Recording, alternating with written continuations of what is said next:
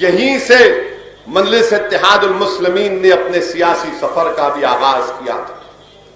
یہی جگہ ہے ملے پلی جہاں پر مرحوم قائد، نوجوانوں میری بات کو سنو، شاید نوجوان نہیں جانتے، یہی ملے پلی کا بلدیہ الیکشن تھا جہاں سے مرحوم قائد سالار ملت نے اپنی زندگی کا پہلا الیکشن لڑا تھا. سالار نے اپنی زندگی کا پہلا الیکشن ملے پلی سے لڑا تھا اور مرحوم ایم ایم ہاشم صاحب کو بلدیہ الیکشن میں انہوں نے شکست دی. یہی جگہ ہے جہاں سے مجلس اتحاد المسلمین کے سیاسی سفر کا آغاز ہوا. 1960 میں اگر میرا حافظہ صحیح ہے تو 18 یا کچھ 24 مجلس کے اراکین بلدیہ کامیاب ہوئے تھے، جس میں مرحوم قائد سالار ملت کی تاریخی کامیابی تھی. میں کبھی نہیں بھول سکتا کہ میں اپنے بچپنے میں مرحوم قائد سالار ملت کے ساتھ ان کی جیپ 644 میں آتا تھا. مرحوم ہمارے غوث صاحب اللہ ان کی مغفرت کرے، اس گلی میں افطار کی دعوت ہوتی تھی، ہمیشہ میں آتا تھا. میں وہ زمانہ بھی دیکھ چکا ہوں اور آج دیکھ رہا ہوں. بہت فرق آیا میرے بھائی. جو برسوں پہلے ہمارے بزرگوں نے محنتیں کی، قربانیاں دیں، جستجو کی، آج انہی کی محنت اور قربانیوں کے نتیجے میں آپ سوچو تھوڑی دیر کے لیے کہ حیدرآباد سے دور کتنا بہار ہے، وہاں پر تمہارا ہرا پرچم لہرا رہا ہے. مجلس اتحاد المسلمین کا 5 رکن اسمبلی جیت کر آئے، 5 رکن اسمبلی جیت کر آئے. جو برسوں پہلے محنت کی گئی تھی، اسد الدین اویسی کیا کوئی کریڈٹ نہیں ہے بہار میں؟ کریڈٹ جاتا ہے. اور اگر کسی کو صحیح معنوں میں خراج عقیدت پیش کرنا ہے تو چاہے وہ محمد غوث مرحوم ہو، چاہے غلام غوث خان صاحب ہو، چاہے اسماعیل زبی صاحب ہو، یا اس زمانے کے تمام بزرگوں کی محنت تھی کہ ان میں حوصلہ تھا، عزم تھا. میں نے اپنی کانوں سے اپنے بزرگوں سے سنا کہ ایک دن آئے گا اسد بابا، مجلس کا پرچم انشاءاللہ تعالی ہندوستان کے کونے کونے میں لہرائے گا. میں دارالسلام میں جملہ سنتا تھا تو مجھے ایک قسم سے میرے رونگٹے بھی کھڑے ہو جاتے تھے اور میں تعجب بھی کرتا تھا کہ وہ ہمارے 2 MLA ہیں، 3 MLA ہیں، پورے ملک میں مجلس کا پرچم لہرائے گا. میں اپنے بچپنے سے جملہ سنتی آیا ہوں اور اللہ سبحانہ و تعالیٰ نے مجھے اپنی زندگی کے اس حصے میں ان تمام بزرگوں کی امیدوں کو، ان کے خوابوں کو پورا کرنے کا موقع دیا. نوجوانوں، آج میں تم سے کہہ رہا ہوں کہ ہم یہاں تک اپنی جماعت کو لائے. اب انشاءاللہ تعالی بنگال ہوگا، اتر پردیش ہوگا، کرناٹکا ہوگا. اب نوجوانوں، یہ تم کو ان خوابوں کو پورا کرنا ہے، یہ تم کو ان چیزوں کو پورا کرنا ہے. اسی لیے ہم آج سے کہہ رہے ہیں کہ بلدیہ کا الیکشن بڑا اہم الیکشن ہے. بلدی کام ہے مگر جماعت ایک قیادت پہنچاتی ہے. صرف ووٹ حاصل کرنا مقصد نہیں ہے بلکہ ووٹ کے ذریعے یکجہتی پیدا کرنا یہ مقصد ہے. صرف ووٹ حاصل کرنا مقصد نہیں ہے. ووٹ کے ذریعے اگر کہ میری چوکھٹ پر کوئی باطل طاقتوں کا طوفان آتا ہے تو پھر کھڑے ہو کر ان باطل طاقتوں کے طوفان کو ہٹانا، یہ ووٹ اس لیے حاصل کیا جاتا ہے. ووٹ صرف بلدی مسائل کے لیے نہیں، ووٹ یکجہتی پیدا کرنے کے لیے، ووٹ زمین سے گراس روٹ لیول پر ایک لیڈرشپ پیدا کرنے کے لیے ووٹ حاصل کیا جاتا ہے. آپ نے دیکھ لیا کہ مجلس اتحاد المسلمین کے مخالفین یہ کہتے تھے کہ یہ چھوٹی جماعت ہے، چھوٹی جماعت، اور یہ بالکل صحیح ہے.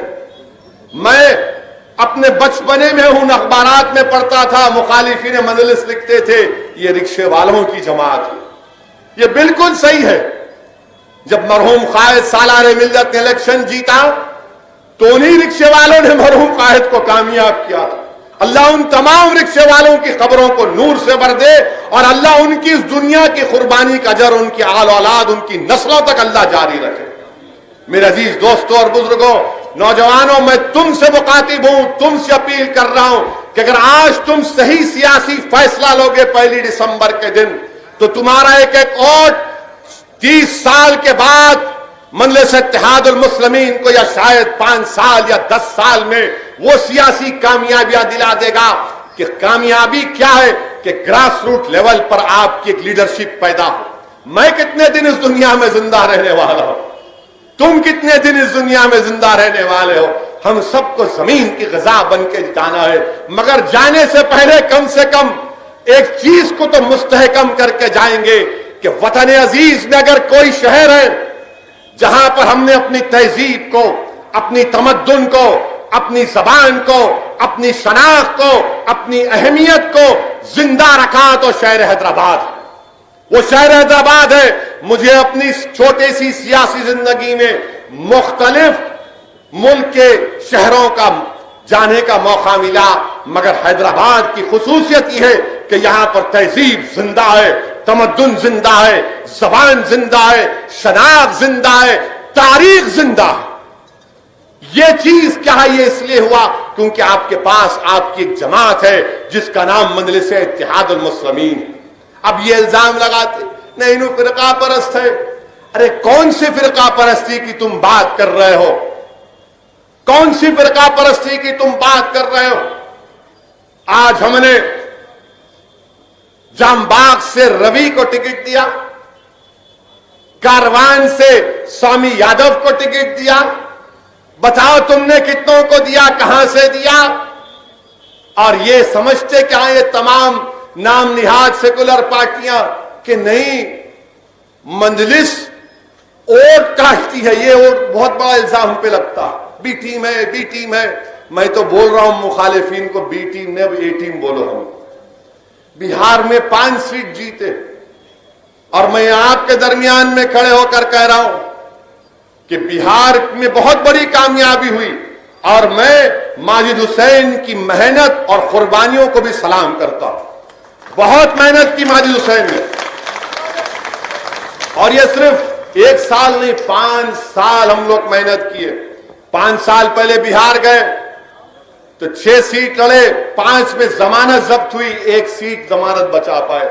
5 سال کے بعد آج 5 ہمارے ایم ایل اے منتخب ہوئے، اور اختر الایمان جو بہار کے صدر ہیں، پورے بہار میں دوسرے نمبر پر سب سے زیادہ میجورٹی سے کامیاب ہو، قریب 45,000 ووٹ، 45,000 ووٹ سے اختر الایمان کامیاب۔ آپ بتائیے کوئی مذاق ہے؟ بولتے نہیں انہوں جا کے فائدہ پہنچا رہے۔ میرے بھائی میں آپ کو ٹکٹ دیتا ہوں پلین کا، یہاں سے آپ چلے جاؤ اڑ کے، 2 گھنٹے کی فلائٹ ہے، باگڈورا، باگڈورا سے کشن گنج جاؤ، پھر وہاں سے امور جاؤ، بیسی جاؤ، آپ جو کی ہاٹ جاؤ، اور واپس آ کے میرے کو بولو طبیعت کیسی تھی آپ کی۔ بھائی کوئی جنون ہونا نا، کوئی کمٹمنٹ ہونا، کوئی دیوانگی ہونا، کوئی محبت ہونا، تبھی تو انسان کو وہاں پر لے کر جاتی۔ ہر کوئی چلے آؤ، جاؤ نا۔ لوگ تعجب کر رہے تھے، مگر میں سلام کرتا ہوں بہار کی ان خواتین کو جنہوں نے یہ کہہ کر کیا کہہ کر روک دیا مجلس اتحاد المسلمین کو۔ ہمارے منصور خان جو ملک پیٹ کے مجلس کے سرگم مجلس اتحاد المسلمین کے ممبر ہیں، ان کو خواتین نے کہا کہ اب کے بار ہم پتنگ چھاپ کو ووٹ دیں، ہم پتنگ بولتے ہیں، پتنگ چھاپ کو ووٹ دیں گے۔ تو منصور خان نے پوچھا کہ پتنگ چھاپ کو کیوں دیں گے، کس کو دیں گے؟ بولے وہ اویسی ٹوپی والا اس کو دیں گے۔ بولے کیوں دیں گے؟ اس کو ستا کا شوق نہیں ہے، وہ لڑنے والا ہے۔ اس کو اقتدار کا شوق نہیں ہے، وہ لڑنے والا ہے، ہمارے لیے کو لڑنے والا پیدا ہوا۔ میرے عزیز دوستوں اور بزرگوں، بہار کی غریب عوام تک سیمانچل کی اس زمین پہ مجلس اتحاد المسلمین کا پیغام پہنچ چکا ہے۔ آج بڑی امیدوں کے ساتھ ملک کے مختلف مقامات کی عوام یہ دیکھ رہی ہے کہ کیا مجلس راجستھان کو آئے گی، کیا مجلس بنگال میں الیکشن لڑے گی، کیا مجلس کرناٹکا میں جائے گی۔ میں انشاءاللہ تعالی، اللہ مجھے جب تک زندہ رکھے گا، اللہ جب تک میری زندگی وفا کرے گی، میں پوری کوشش کرتا رہوں گا، اس لیے کہ یہ محمد غوث اور ان تمام مجلس کے قائدین کی قربانیوں کو ہم رائگاں جانے نہیں دیں گے۔ ہماری شروعات ہمبل بگننگ سے ہوئی، صحیح ہے بات، لوگ آتے نہیں تھے، کم لوگ تھے، پولیس کے ظلم کا شکار ہونا پڑتا تھا، فسادات میں ہم نے اپنے پرچم کو مضبوط کیا، فسادات میں نقصانات کو ہم نے برداشت کیا، مگر میرے عزیز دوستوں اور بزرگوں، جو مجلس اتحاد المسلمین پر فرقہ پرستی کا الزام لگاتے ہیں، میں تم سے پوچھ رہا ہوں کہ تم کو شرم آنی چاہیے اس طرح کی بات مجلس کے تعلق سے کرتے ہوئے. بتاؤ تلنگانہ بن کر 6 سال ہوئے, کیا شہر حیدرآباد میں کوئی فساد ہوا؟ الحمدللہ کوئی فساد نہیں ہوا.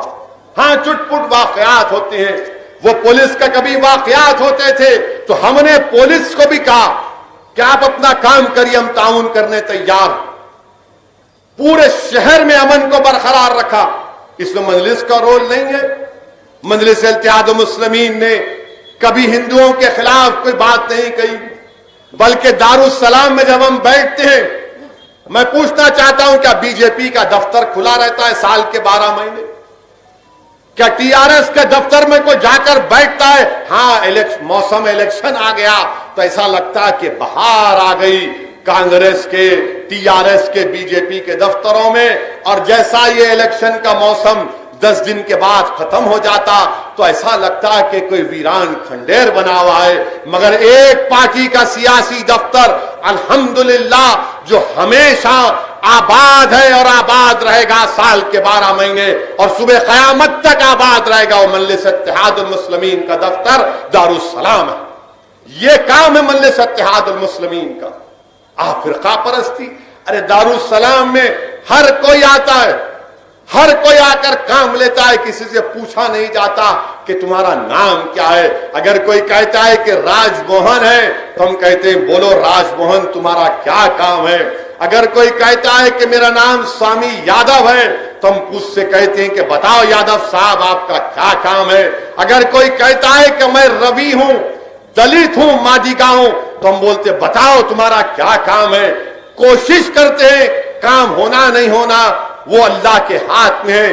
اسی لیے مجلس اتحاد المسلمین سے بڑی نفرت ہے, مجلس سے بغض ہے کہ یہ ہمیشہ عوام کے درمیان میں رہتے ہیں. اللہ کی کیا مرضی تھی اللہ جانتا ہے. کورونا ہوا, لاک ڈاؤن ہوا تو غریبوں میں جا کر اگر کسی نے راشن بانٹا تو میں ذمہ داری کے ساتھ کہہ رہا ہوں کہ ظفر نے بہت کام کیا تھا, غریبوں میں راشن کو بانٹا, کٹ لے جا کر دیے. یہ کام بھی تو مجلس نے کیا, اکبر الدین اویسی نے کیا, احمد بلالہ نے کیا, جماعت کے ذمہ داروں نے کیا, ماجد حسین نے کیا, ہمارے جعفر ایم ایل اے صاحب نے کیا. لوگ راتوں میں فون کرتے تھے. یہ مئی اور جون کا مہینہ بڑا سخت گزرا حیدرآباد کے لیے. رات کے 12 بجے فون آتا تھا مجھے, دواخانہ نہیں مل رہا ہے, دواخانہ نہیں مل رہا ہے. ہم کوشش کرتے تھے کہ چلو دواخانہ کہاں ہے. مشتاق کو بولتا تھا معلوم کرو یہاں پر ہے. گاندھی اسپتال میں لے کر گئے. آپ کو معلوم کورونا میں اگر سب سے پہلے کسی کا کووڈ پیشنٹ کا ڈائلیسس ہوا تو کس نے کرا؟ مجلس نے کروایا. ایک ملک پیٹ کی ہماری ماں ہے, 70 سال کی تھی. بقرعید سے پہلے ان کے بیٹے نے بڑے غصے میں فون کیا, ارے کیا ہے بھائی آپ لوگ ملتے نہیں, آپ لوگ خالی الیکشن میں آتے. میں بولا بھائی صاحب کیا ہوا بولو. تو اس کی آواز تھوڑا غصے میں تھے, ماں کی تکلیف انسان کو پریشان کر دیتی. اس نے کہا کہ اسد بھائی میری اماں کی طبیعت بہت خراب ہے, ایک بڑے 5 اسٹار ہاسپٹل والے میری ماں کو نکال دیے, کورونا ہو گیا بول کر ڈائلیسس نہیں کرا رہا. تو میں فوراً گاندھی ہاسپٹل میں ریڈی صاحب کو فون کیا جو اس وقت ان کے لیازان آفیسر تھے. تو میں لینا پڑے گا, بولے بجاؤ اسد صاحب کریں گے. پہلا کووڈ پیشنٹ کا ڈائلیسس ہوا کہاں ہوا؟ گاندھی ہاسپٹل میں ہوا. اور وہ ہماری اماں, ان کے بیٹے بعد میں فون کیا, نہیں میری اماں کا پیشاب کی تھیلی صاف نہیں ہو رہی. تو میں نے کہا کہ میں ڈاکٹر سے کہا, تو ڈاکٹر نے فوٹو لے کر مجھے بھیجائی اور میں نے ان کے فرزند کو واٹس ایپ پر بھیجایا.